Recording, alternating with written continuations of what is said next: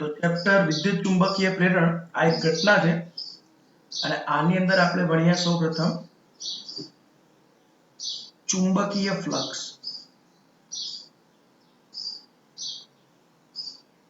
ચુંબકીય ફ્લક્સ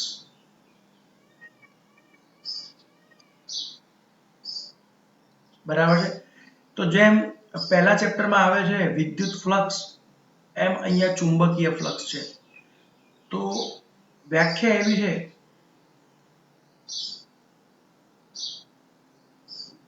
કોઈ આડછેદમાંથી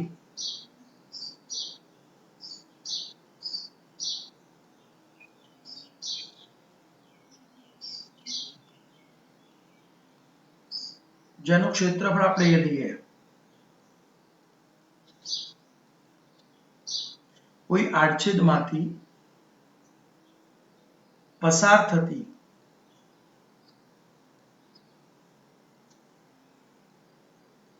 ચુંબકીય ક્ષેત્ર રેખાઓની સંખ્યાને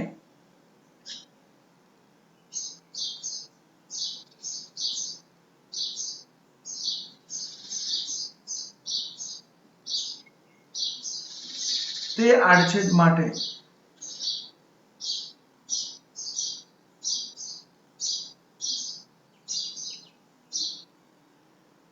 તે પૃષ્ઠ અથવા તે સપાટી સાથે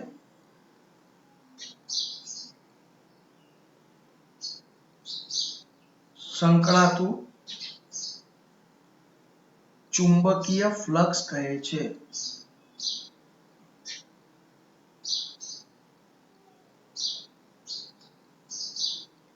બરાબર.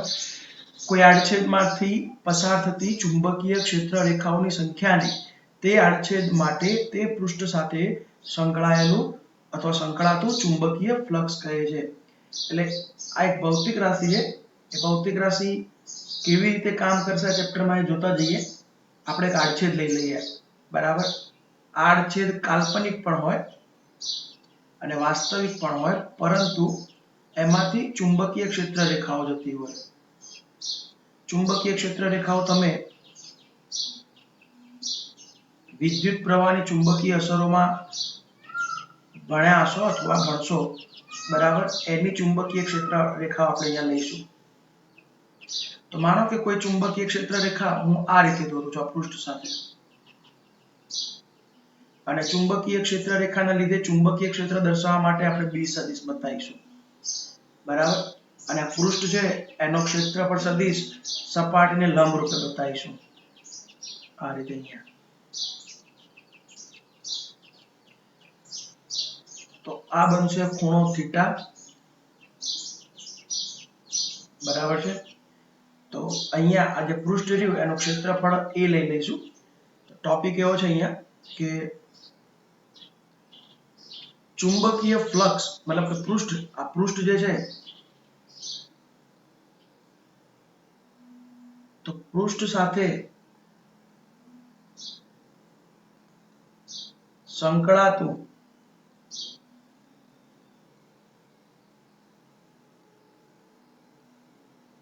ચુંબકીય ફ્લક્સ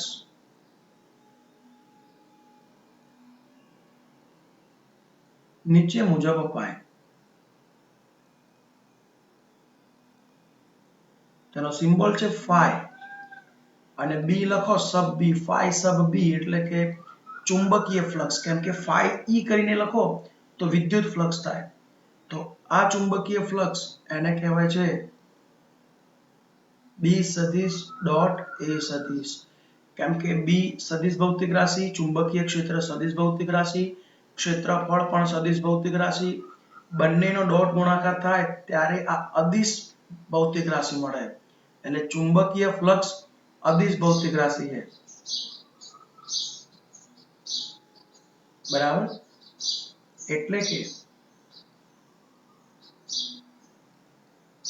અહીં ચુંબકીય ફ્લક્સ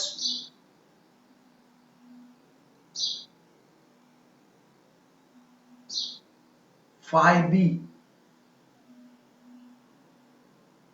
અદિશ ભૌતિક રાશિ છે. તો આ રીતે લખી શકાય.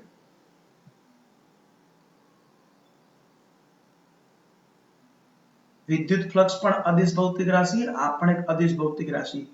આનો મતલબ એવો છે કે તમારે કોઈ દિશા સહિત એનું કેલ્ક્યુલેશન નહીં હોય, જે તે પૃષ્ઠ સાથે સંકળાતું ફ્લક્સ એનો સરવાળો હોય. બરાબર, કેવો સરવાળો?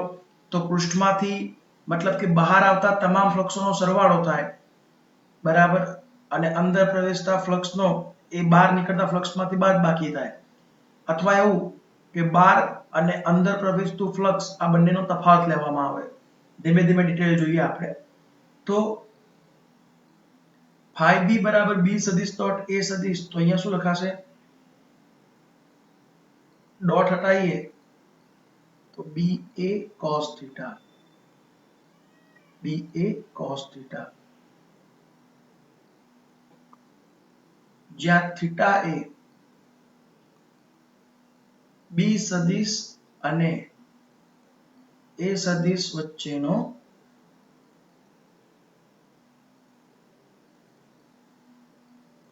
ખૂણો છે. બરાબર, તો આ વાત થઈ ગઈ આપણા માટે ચુંબકીય ફ્લક્સ ba cos theta. અને એના પરથી એના એકમની વાત કરીએ. ચુંબકીય ફ્લક્સનો એકમ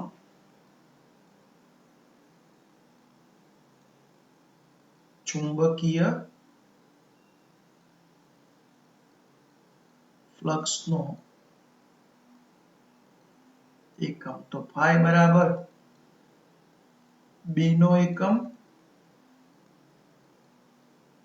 ગુણ્યા a નો એકમ. cos વિધેય તો એકમ રહિત જ હોય, તે લખવાનું નહીં, એકમ માટે આ રીતે હોય. b ચુંબકીય ક્ષેત્ર, તમે ભણશો ટેસ્લા અથવા ભણ્યા હશો ટેસ્લા, બરાબર, તો ટેસ્લા અને ક્ષેત્રફળનો મીટર સ્ક્વેર, અને આના પરથી સિમ્બોલિકલી ટેસ્લા મીટર સ્ક્વેર, બરાબર છે. તો એને SI એકમ પણ કહેવાય ચુંબકીય ફ્લક્સ માટે. ટેસ્લા સાયન્ટિસ્ટના નામ પરથી છે, એટલા માટે SI એકમોમાં મોટે ભાગે સાયન્ટિસ્ટના નામ આવી જતા હોય. ટેસ્લા ઇન્ટુ મીટર સ્ક્વેર, અને મીટર એક MKS પેટર્નમાં રેગ્યુલર એકમ છે, તો મતલબ અંતર માટેનો. તો ટેસ્લા મીટર સ્ક્વેર આ થઈ જશે ચુંબકીય ફ્લક્સનો એકમ. બરાબર, જોયું તમે? તો હવે વિશેષામાં કંઈક આના કેસીસ ડિસાઈડ થાય કે કેસ 1, જો થીટા 0 હોય તો, એટલે કે 0 ડિગ્રી, કોની સાથે? તો ચુંબકીય ક્ષેત્ર એ પૃષ્ઠ સાથે બનાવેલો ખૂણો, પૃષ્ઠના ક્ષેત્રફળ સદિશ સાથે બનાવેલો ખૂણો. બરાબર, તો જો કેવી રીતે? આ પૃષ્ઠ લઈએ, આનો ક્ષેત્રફળ સદિશ, તો એની દિશામાં b સદિશ દોરવો પડે. b સદિશ સમતલને લંબ છે, પણ b સદિશ અને a સદિશ વચ્ચેનો ખૂણો કેટલો કહેવાય? 0. તો આ કેસમાં પૃષ્ઠ સાથે સંકળાતું ફ્લક્સ કેટલું? પૃષ્ઠ સાથે સંકળાતું ફ્લક્સ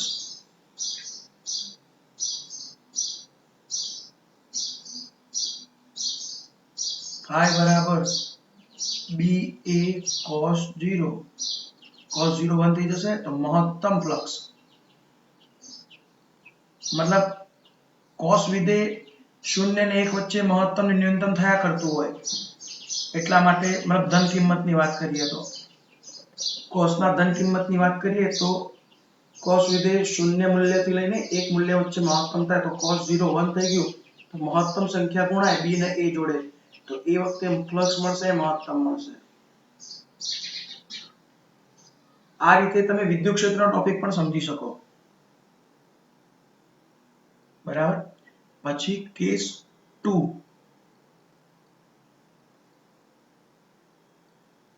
જો થીટા બરાબર 90 ડિગ્રી હોય તો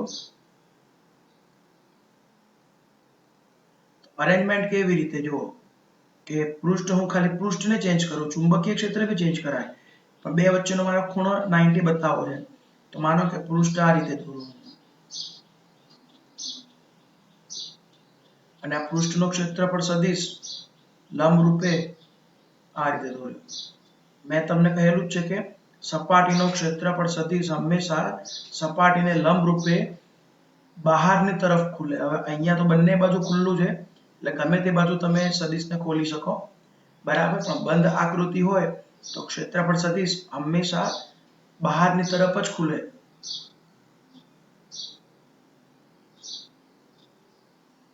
અને આ ડિરેક્શનમાં કોઈ ચુંબકીય ક્ષેત્ર લઈએ. આ ચુંબકીય ક્ષેત્રનો ઉદ્ગમ કોણ? ચુંબકીય ક્ષેત્રનો ઉદ્ગમ કોણ? તો ગજ્યો ચુંબક અને ચોથા ચેપ્ટર પ્રમાણે આવતા બીજા બધા ઉદ્ગમો એ ચુંબકીય ક્ષેત્રના ઉદ્ગમ તરીકે કામ કરશે. અને આ થીટા લો કેટલો બને છે 90 ડિગ્રી. કેટલો બને છે 90 ડિગ્રી, બરાબર. તો એમના એમ ટોપિકમાં આગળ વધીએ તો phi બરાબર BA cos 90 ડિગ્રી. આ જવાબ આવશે ફ્લક્સ 0, બરાબર, ન્યૂનતમ ફ્લક્સ. પછી એના બે વચ્ચેનો જે ખૂણો લો તમે, થીટા 180 લો, બરાબર. પણ એ થીટા 180 ક્યારે લેવાનો તમને અલગ સ્પેશિયલ કેસમાં સમજાવીશ, બરાબર. મતલબ બંધ આકૃતિ ઉપરથી મજા આવશે એમાં. તો આટલો ટોપિક તમારી આ થિયરી પૂરી કરે છે ચુંબકીય ફ્લક્સની, બરાબર છે. અને આ તો એક સમાન પૃષ્ઠ છે, બરાબર. પછી આના પરથી આપણે અસમાન ચુંબકીય ક્ષેત્ર હોય ત્યારે ચુંબકીય ફ્લક્સ જોઈએ, બરાબર. તો કેવી રીતે એનો ટોપિક લઈએ નેક્સ્ટ પેજ ઉપર.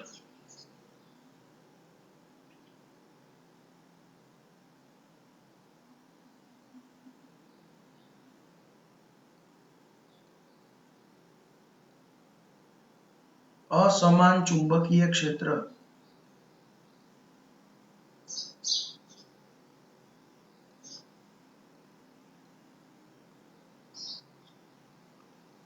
પૃષ્ઠ સાથે સંકળાયેલ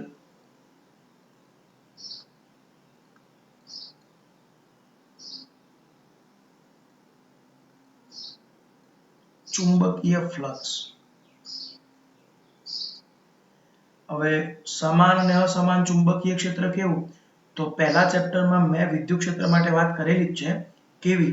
તો પહેલા ચેપ્ટરમાં વિદ્યુત ક્ષેત્ર આ રીતે હોય, સમાન અંતરે સમાંતર રેખાઓ હોય ને તો જ વિદ્યુત ક્ષેત્ર સમાન કહેવાય. સમાન વિદ્યુત ક્ષેત્ર. આ વિદ્યુત ક્ષેત્રની જ વાત કરું છું. એવી જ રીતે સમાન અંતરે સમાંતર ચુંબકીય ક્ષેત્ર રેખાઓ હોય તો સમાન ચુંબકીય ક્ષેત્ર કહેવાય.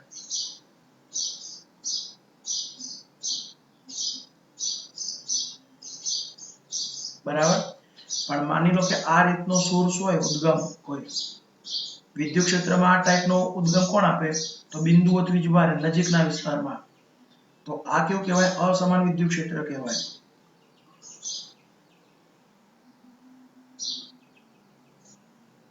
બરાબર. કેવું કહેવાય? અસમાન. જે જગ્યાએ નજીક હોય વિદ્યુત ક્ષેત્ર રેખાઓ ત્યાં વિદ્યુત ક્ષેત્ર પ્રબળ હોય અને અહીંયા એની કમ્પેરમાં નિર્બળ હોય. અહીંયા વધુ હોય, અહીંયા ઓછું હોય વિદ્યુત ક્ષેત્ર. એવી રીતે અહીંયા લખી બી દઉં છો ને પોઈન્ટ. આ બિંદુ P અને આ બિંદુ Q.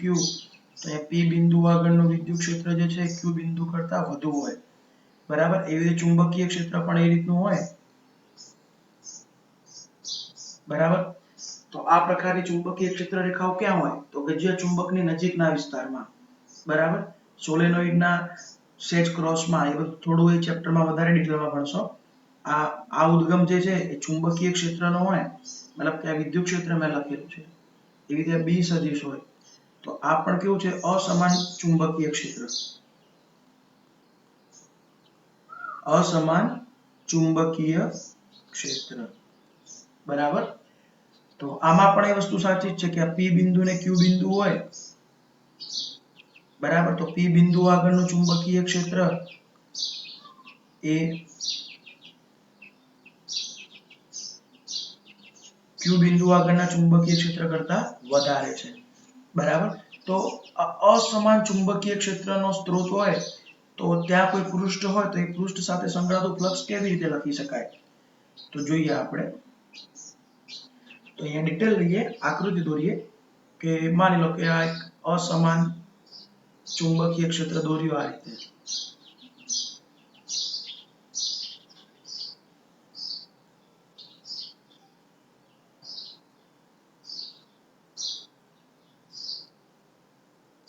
બરાબર, 3-4 રેખા દોરું, બહુ થઈ ગઈ.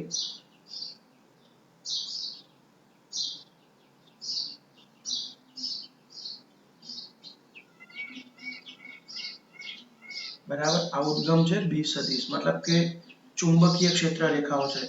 અને આમાં કોઈ આપણે એવું પૃષ્ઠ ધારીએ, બરાબર, મતલબ કે ચુંબકીય ક્ષેત્રને સમાવતું હોય એવું કોઈ પૃષ્ઠ ધારીએ, તે પૃષ્ઠ આ રીતે લઈ શકાય. એવું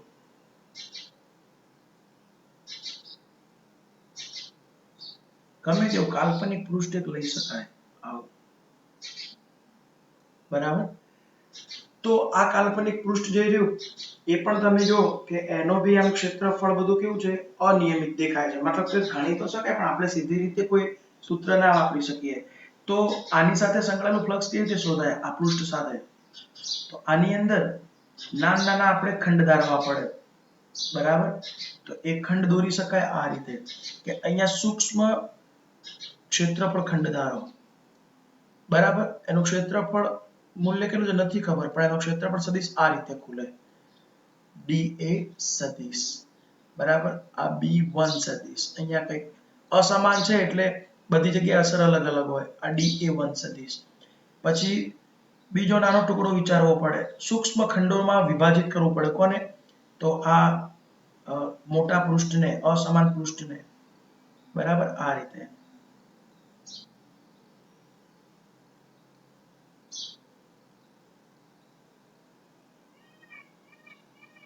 ચુંબકીય ક્ષેત્ર અહીંયા અલગ હોય કેમ કે અસમાન છે.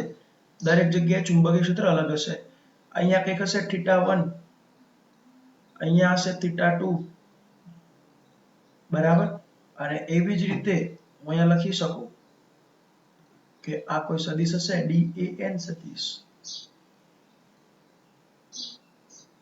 બરાબર, અને આ હશે BN સદિશ, અને આ θN લખી શકાય. બરાબર, આ ખૂણો કેટલો લખ્યો છે મેં? θN. તો અહીંયા શબ્દથી એવી રીતે શરૂઆત કરાય કે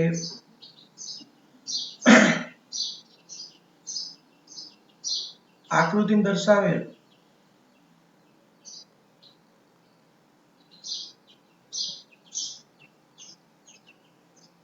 પૃષ્ઠ સાથે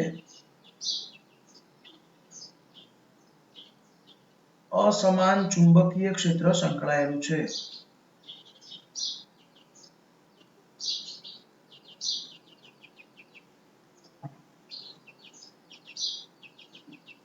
તો આનો મીનિંગ શું થાય ખબર છે? આખા પૃષ્ઠ ઉપર દરેક અલગ અલગ બિંદુએ ચુંબકીય ક્ષેત્રનું મૂલ્ય અલગ અલગ હોય. જ્યારે અહીંયા આ સમાન હશે આ ટોપિકમાં, એટલે બધી ક્ષેત્ર રેખાઓ આ રીતે જ હોય, આ રીતે સમાંતર. એટલે પૃષ્ઠ ઉપર દરેક બિંદુએ ચુંબકીય ક્ષેત્ર સરખું જ હોય. ખબર પડી? બરાબર, તો આકૃતિમાં દર્શાવેલ પૃષ્ઠ સાથે અસમાન ચુંબકીય ક્ષેત્ર સંકળાયેલું છે.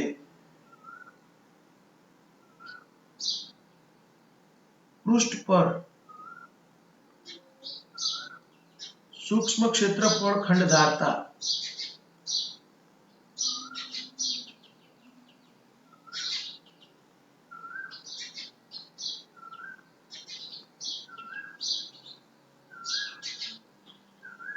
આ સૂક્ષ્મ ખંડો સાથે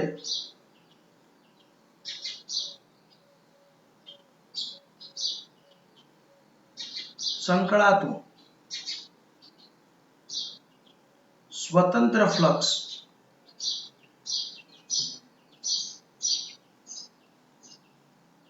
અને તેમનો કુલ સરવાળો સમગ્ર પૃષ્ઠ સાથે સંકળાતું ચુંબકીય ફ્લક્સ આપે છે.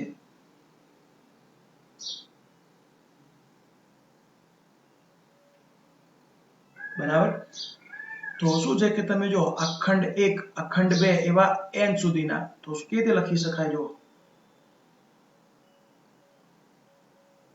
ધારો કે ક્ષેત્રફળ ખંડ અથવા ક્ષેત્રફળ ખંડો dA1 સદિશ, dA2 સદિશ અપ ટુ ડેશ ડેશ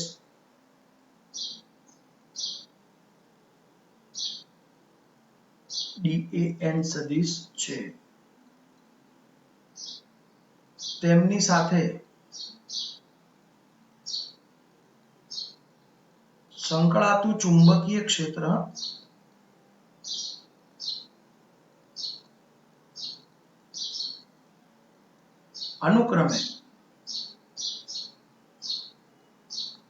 અનુક્રમે B1 સદિશ, B2 સદિશ up to dash dash dash BN સદિશ છે.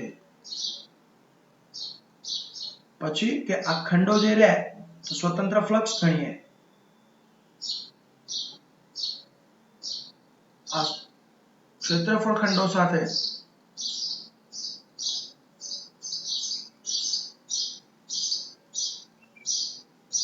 સંકળાતું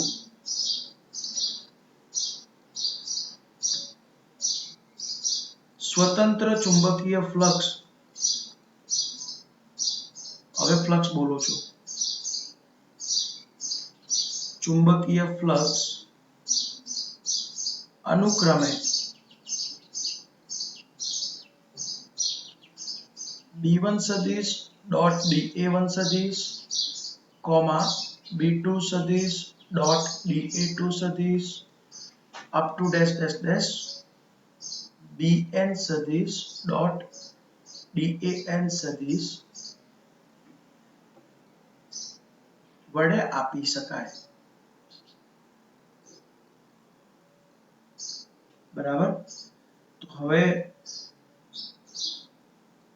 આ સમગ્ર જે ફ્લક્સ રહ્યા એમનો સરવાળો, આ સમગ્ર સ્વતંત્ર ફ્લક્સનો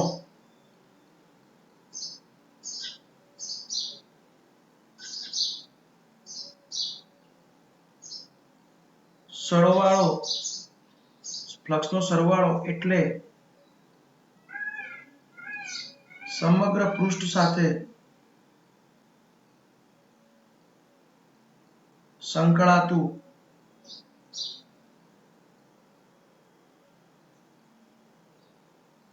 ચુંબકીય ફ્લક્સ મળે.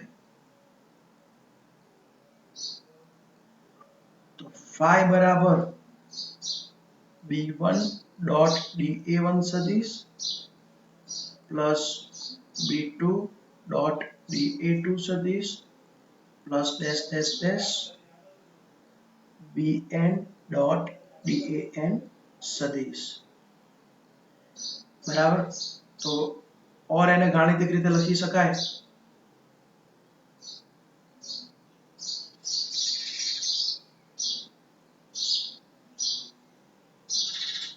સામાન્ય રીતે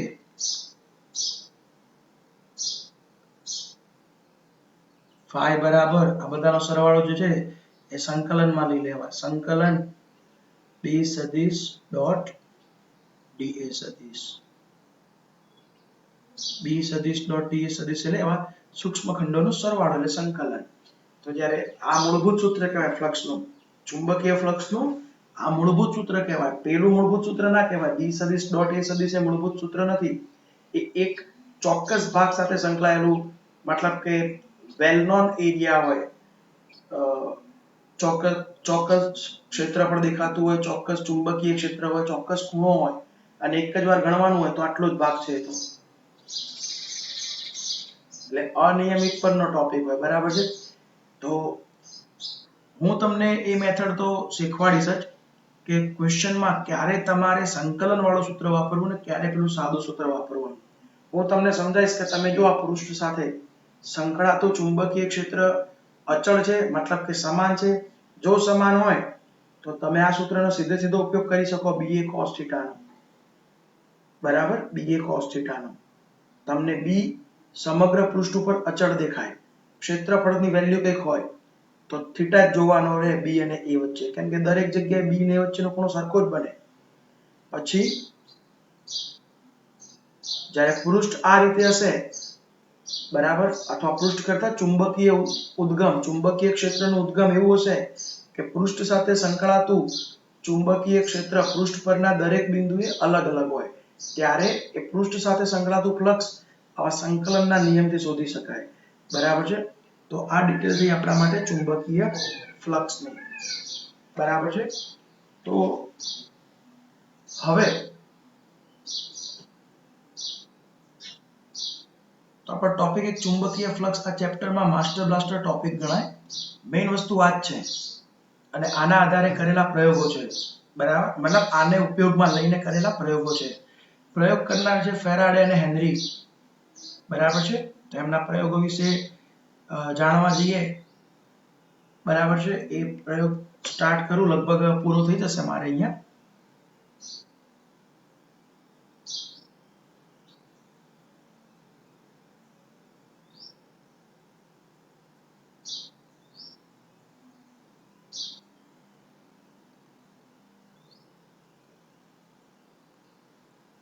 ફેરાડે અને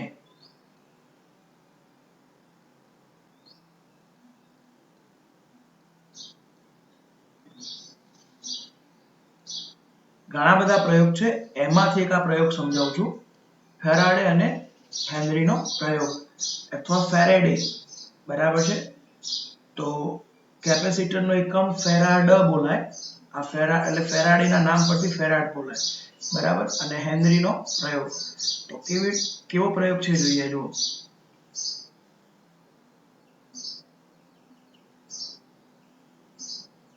એક આપણે વાહક ગૂંચળું લઈશું.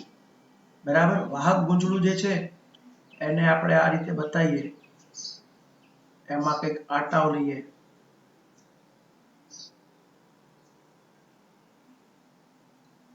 હું તો કહું છું 1 જ ટન લઈએ, કેમ કે 1 ટન સાથે પણ કામનું જ છે આપણે.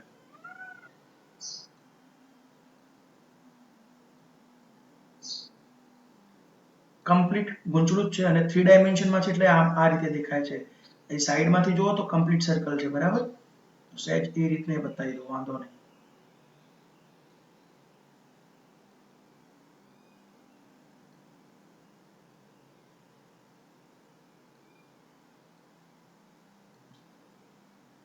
અને આ જે બે છેડા રહ્યા અહીંયા, ત્યાં ગેલ્વેનોમીટર લગાવવામાં આવે ચોથા ચેપ્ટરના કોન્સેપ્ટ પ્રમાણે.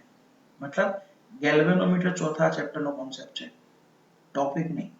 બરાબર, એટલે આ નજીવી ગેપ સમજવાની, એટલે કે એક કમ્પ્લીટ સર્કલ જ છે. જો અહીંયા કોઈ બેટરી નથી જોડેલી, એટલે અહીંયા કોઈ પ્રવાહ વહેવાનો નથી. હવે છે શું, તો અહીંયા એક નજીકના વિસ્તારમાં, નજીકની જગ્યામાં એક ગજિયો ચુંબક રાખીશું આપણે.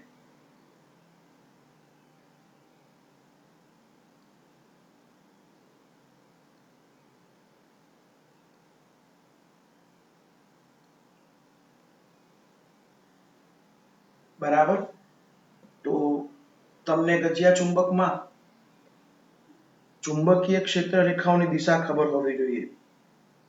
ગજિયા ચુંબકમાં ચુંબકીય ક્ષેત્ર રેખાઓની દિશા ખબર હોવી જોઈએ. તો n માંથી નાઠો એમ કરીને યાદ રાખો. તો એ રીતે ચુંબકીય ક્ષેત્ર રેખાઓ હોય. તો ગજિયા ચુંબકની બહારની તરફ, મતલબ કે ગજિયા ચુંબકની બહાર ચુંબકીય ક્ષેત્ર રેખાઓ આ રીતે છે. તો આની ચુંબકીય ક્ષેત્ર રેખાઓ આ રીતે.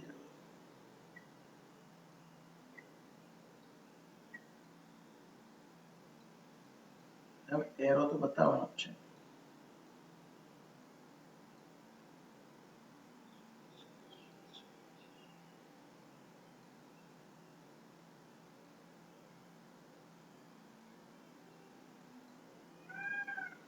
તો શું હોય કે આની તો ઘણી બધી ચુંબકીય ક્ષેત્ર રેખાઓ બહાર નીકળતી, અસંખ્ય રેખાઓ હોય, ગણી બી શકાય લોજિક પ્રમાણે, મતલબ કે કેલ્ક્યુલેશન છે, એ સાયન્સ છે. જે વસ્તુ દેખાતી નથી એને ગણી શકાય. તો આ ગૂંચળાની નજીક સૌપ્રથમ આ ચુંબક જે છે સ્થિર રાખીએ, મતલબ કે વેગ એનો શૂન્ય. તો આ પરિસ્થિતિમાં જ્યારે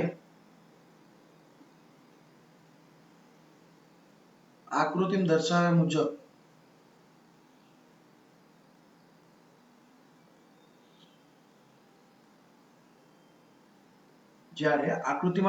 મુજબ એક વાહક ગૂંચળાની નજીક, અહીંયા તો રિંગ જેવું દેખાય છે, એક જ આંટો છે, તો n આંટા હોય તો વાહક ગૂંચળું શબ્દ બોલીશું. એક વાહક ગૂંચળાની નજીક ગજિયા ચુંબકને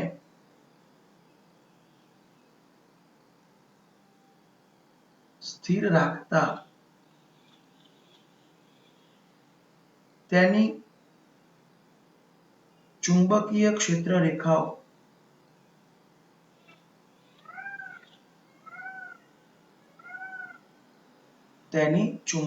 ક્ષેત્ર રેખાઓ ગૂંચળાના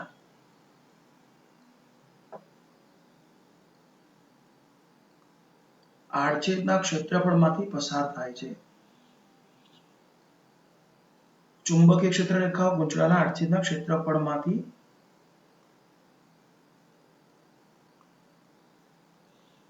પસાર થાય. અમુક શબ્દ લખવો પડે મારે અહીંયા કે અમુક ચુંબકીય ક્ષેત્ર રેખાઓ, બધી નથી જતી, જો બરાબર. તો શું થાય? આથી કહી શકાય કે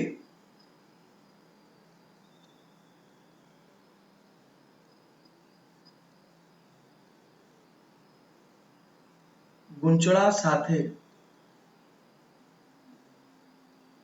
ચુંબકીય ફ્લક્સ સંકળાય છે.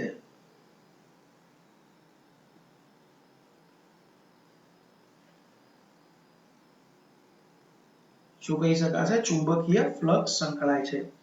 એટલે આમાં શું છે, આખું ચેપ્ટર 3 સ્ટેટમેન્ટ ઉપર છે. જો હું પહેલાથી બોલી જ જાઉં કે ફ્લક્સ સંકળાશે કોઈ ક્ષેત્રફળ સાથે, ચુંબકીય ફ્લક્સ. એ ચુંબકીય ફ્લક્સમાં ફેરફાર આપણે કેટલી રીતે કરી શકીએ એ સમજવાનું છે. અને એ ચુંબકીય ફ્લક્સમાં થતો ફેરફારનો સમય દર, મતલબ કે સમયની સાપેક્ષે આ ચુંબકીય ફ્લક્સમાં ફેરફાર કરવાનો છે. અને એ ફેરફાર ચુંબકીય ફ્લક્સમાં સમયની સાપેક્ષે થતો ફેરફાર પ્રેરિત EMF આપે. બરાબર. પ્રેરિત EMF એટલે વિદ્યુત સ્થિતિમાન આપે. પ્રેરિત શબ્દ વાપરવો પડશે. કેમ? મેં વાત કરી કે અહીંયા પ્રેરણ ઘટના છે, ટુ બી ઇન્સ્પાયર્ડ. બરાબર. એટલા માટે જોઈએ ધીમે ધીમે. આથી કહી શકાય કે ગૂંચળા સાથે ચુંબકીય ફ્લક્સ સંકળાય છે. આ દરમિયાન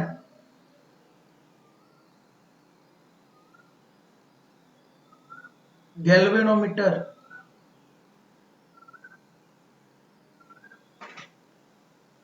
કોઈ પણ જાતનું કોણાવર્તન દર્શાવતું નથી. અવલોકન કહેવાય.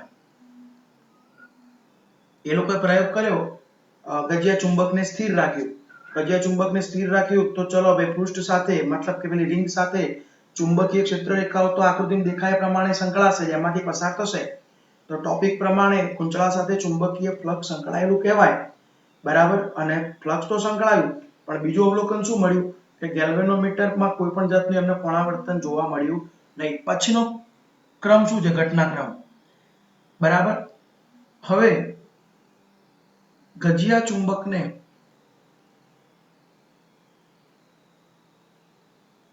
ચુંબકને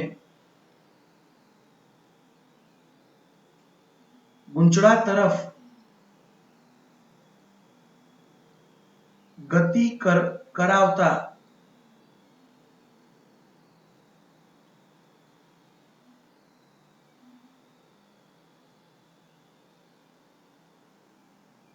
હવે આ ગૂંચળાને ગજિયા ચુંબકને ગુંચળા તરફ ગતિ કરાવવાની આ ડિરેક્શનમાં, બરાબર. તો ગજિયા ચુંબકને ગુંચળા તરફ ગતિ કરાવતા ગુંચળા સાથે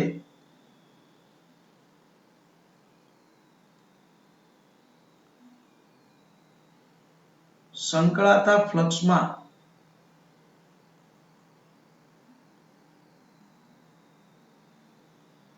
ફેરફાર થાય છે. જો અમે વધે છે કે ઘટે છે નથી લખ્યું. સંકળાતા ફ્લક્સ, અત્યારે હવે ફ્લક્સ કયું છે તો ચુંબકીય ફ્લક્સ, બરાબર. નજીક જાય તો શું થાય કે આ n ધ્રુવની આ બધી ચુંબકીય ક્ષેત્ર રેખાઓની તીવ્રતા વધુ હોય. એટલે જેમ નજીક જાય એમ જ્યાં બહારની બી ચુંબકીય ક્ષેત્ર રેખા રહી એ અંદર આવે. એટલે કે ગુંચળા સાથે સંકળાતા ફ્લક્સમાં ફેરફાર થાય. હવે આ નજીક જાય છે તો દેખાય છે એટલા માટે હું બોલી શકું અત્યારે કે ફ્લક્સમાં વધારો થાય છે, બરાબર. બાકી મારે તો આ શબ્દ મહત્વનો છે, ચુંબકીય ફ્લક્સમાં ફેરફાર થવો જોઈએ. અને આ ફેરફાર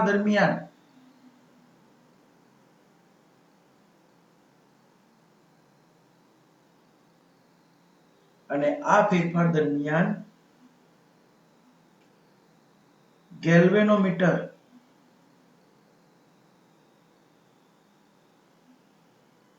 કઈક કોણાવર્તન દર્શાવે છે.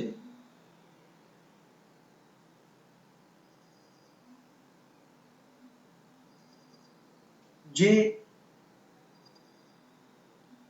ગુંચળામાં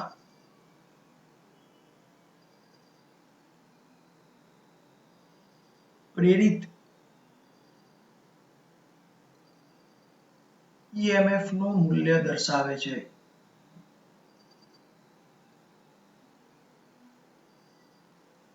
તો આ શું થઈ ગયું, વોલ્ટેજ મળવાનો ચાલુ થઈ ગયો, વિદ્યુત સ્થિતિમાન મળવાનું ચાલુ થઈ ગયું, બરાબર. કોના લીધે તો ગુંચળા સાથે સંકળાતા ફ્લક્સમાં ફેરફાર થવાના કારણે. આ ગુંચળા સાથે સંકળાતા ફ્લક્સમાં ફેરફાર થયો તો અવલોકન જોવા મળ્યું. તો ફેરાડે ખુશ થઈ ગયો, મેઇન પ્રેક્ટિકલ ફેરાડે કર્યો હતો કે અરે બાપ રે મજા આવી ગઈ કે આ તો ચુંબકીય ફ્લક્સમાં ફેરફાર થયો તો કે ગેલ્વેનોમીટર કોણાવર્તન બતાવવા લાગ્યું, બરાબર. તો એ દરમિયાન ગેલ્વેનોમીટરમાં પ્રેરિત EMF નું મૂલ્ય મળ્યું એને, બરાબર. તેમજ ગજિયા ચુંબકને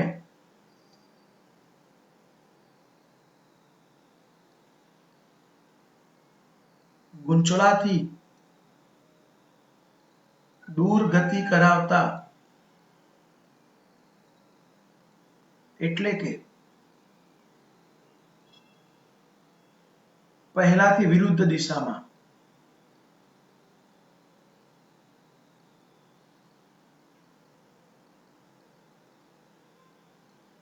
ગતિ કરાવતા પણ ગુંચળા સાથે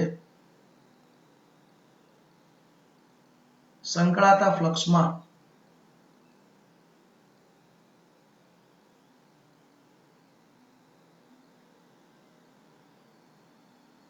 ફેરફાર થાય છે.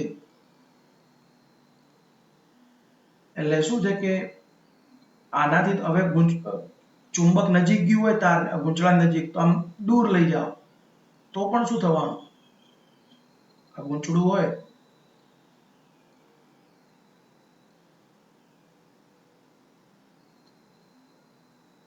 ગેલ્વેનોમીટર, બરાબર. તો ગજિયા ચુંબકને આમ દૂર લઈ જાઓ આ દિશામાં તો શું થયું કે આની ચુંબકીય ક્ષેત્ર રેખાઓ જે હતી એ ધીમે ધીમે ઓછી થવા લાગે. કોની સાથે સંકળાયેલી હોય, પૃષ્ઠ સાથે. દૂર જાય તો તીવ્રતા ઘટે ચુંબકીય ક્ષેત્રની, તો ચુંબકીય ફ્લક્સ પણ ઘટે. એટલે વધે ઘટે અત્યારે મહત્વનું નથી, ફેરફાર થાય મહત્વનો છે, બરાબર. ગુંચળા સાથે સંકળાતા ફ્લક્સમાં ફેરફાર થાય છે. લખી શકાય કે આ ફેરફાર પહેલા કરતા વિરુદ્ધ દિશાનો હોય અને જેના કારણે ગેલ્વેનોમીટરમાં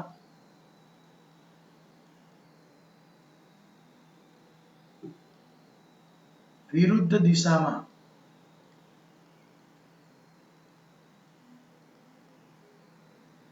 પ્રેરિત EMF મળે છે.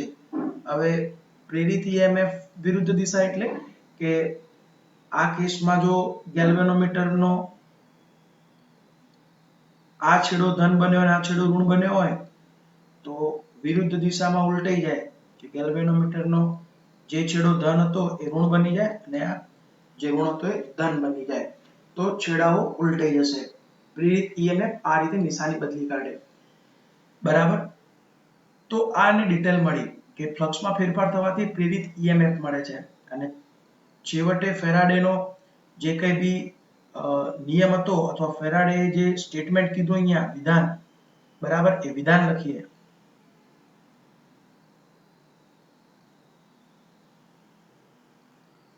આથી કહી શકાય કે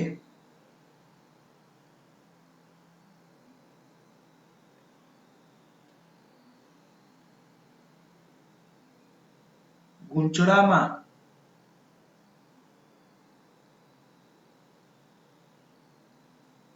પ્રેરિત EMF માટે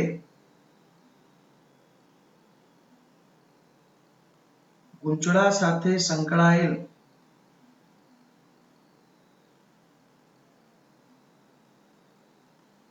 ફ્લક્સ નહીં પરંતુ સંકળાયેલ ફ્લક્સમાં થતો ફેરફાર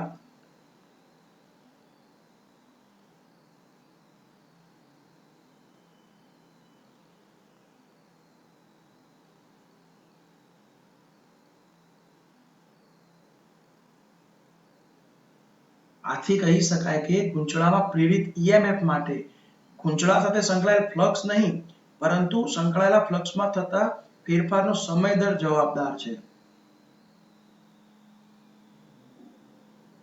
એટલે હું તમને કહું કે EMF માટે phi જવાબદાર,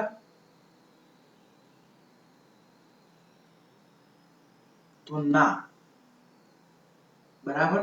તો EMF માટે પ્રેરિત EMF શબ્દ છે અહીંયા. પ્રેરિત EMF માટે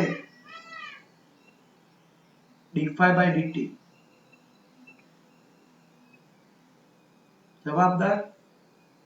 તો કે હા, આટલું કન્ક્લુઝન મળી ગયું એમને, આટલું એક તારણ મળી ગયું કે ફ્લક્સમાં જો ફેરફાર કરવામાં આવે તો કયા રીતે પ્રેરિત EMF મળે. બરાબર. એટલે પ્રેરિત EMF એ ફેરાડે સમજાયેલું છે ગૂંચળામાં.